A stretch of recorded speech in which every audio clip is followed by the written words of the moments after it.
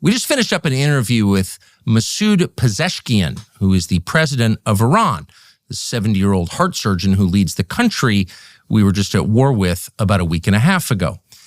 We know we'll be criticized for doing this interview. Why did we do it anyway? Well, we did it because we were just at war with Iran 10 days ago and maybe again. And so our view, which has remained consistent over time, is that American citizens have the constitutional right and the God-given right to all the information they can gather about matters that affect them.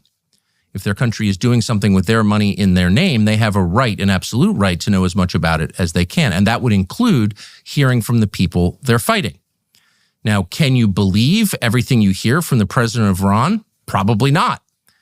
But that's not the point. The point is you should be able to decide for yourself whether you believe it or not. And keep in mind that anyone who seeks to deny you that right is not your ally, but your enemy.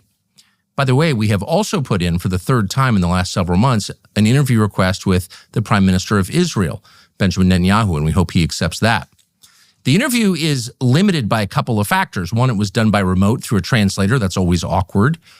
For another, I don't speak Persian, and there are all kinds of questions that I didn't ask the president of Iran, particularly questions to which I knew I could not get an honest answer, such as, was your nuclear program totally disabled by the bombing campaign by the U.S. government a week and a half ago?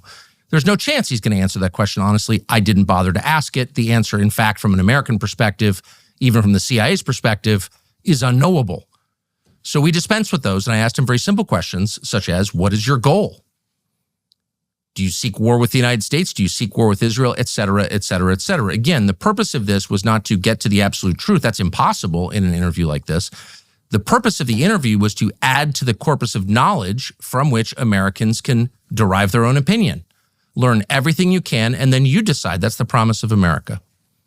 And we hope that this interview does a small part to making that promise real. This interview will be up as soon as we have done editing it, as noted, and that should be in a day or two.